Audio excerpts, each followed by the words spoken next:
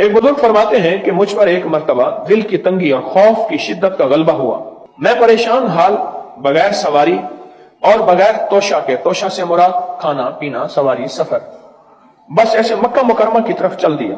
3 دن تک اس طرح بغیر کھائے پیے چلتا رہا، اور چوتھے دن بھوک کی شدت کا، پیاس کی شدت کا اتنا احساس ہوا، مجھے اپنی ہلاکت کا اندیشہ ہوا کہ شاید اب مر جاؤں گا.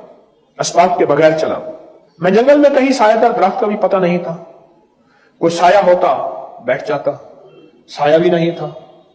تو کہنے لگے کہ میں نے اپنے آپ کو اللہ کے سپرد کیا اور قبلہ کی طرف منہ کر کے بیٹھ گیا.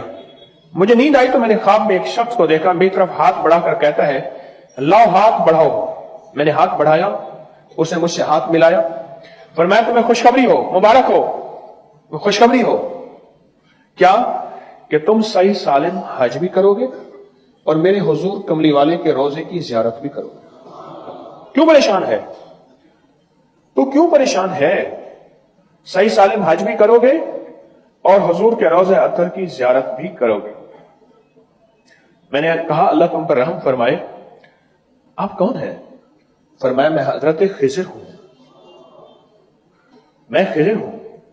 میں نے عرض کیا کہ کوئی دعا فرما دے میرے لیے، سخت بھوک ہے، سخت پیاس ہے، شدت کا سفر ہے، بہت سخت بھوک ہے، بہت سخت پیاس ہے اور شدت کا سفر ہے، میں کیا کروں؟ اب انہوں نے فرمایا اچھا یہ میں پڑھتا ہوں، تو پڑھ. یہ لفظ 3 مرتبہ پڑھ، یہ لفظ 3 مرتبہ پڑھ. اب میں بھی پڑھ رہا ہوں، آپ میرے ساتھ پڑھیں گے، درد سے، توجہ سے، یقین سے، دھیان سے اور پوری کیفیت کے ساتھ اور پورے جذبے کے ساتھ. فرمایا میں بھی پڑھ رہا ہوں، تو بھی اس لفظ کو 3 مرتبہ میرے ساتھ پڑھ. یا لطیفم بخلقہ، یا علیمم بخلقہ، یا خبیرم بخلقہ، الطف بی، یا لطیف، یا علیم، یا خبیر. یا لطیفم بخلقہ، یا علیمم بخلقہ، یا خبیرم بخلقہ، الطف بی، یا لطیف، یا علیم، یا خبیر. یا لطیفم بخلقہ، یا علیمم بخلقہ، یا خبیرم بخلقہ، الطف بی، یا لطیف، یا علیم، یا خبیر. فرمایا 3 دفعہ پڑھ، جس طرح آپ نے 3 دفعہ پڑھا، 3 دفعہ پڑھ. اب اس کا ترجمہ ہے اے وہ پاک ذات جو اپنی مخلوق پر مہربان ہے اور اپنے مخلوق کے حال کو جانتا ہے اور ان کی ضروریات سے باخبر ہے. مخلوق کے حال کو جانتا ہے میرا اللہ اور تو ان کی ضروریات سے باخبر ہے. اے اللہ تو مجھ پر لطف فرما، مہربانی فرما. اے لطف کرنے والے، اے علیم، اے خبیر، مجھ پر مہربانی فرما. پھر فرمایا یہ تجھے تحفہ دیتا ہوں.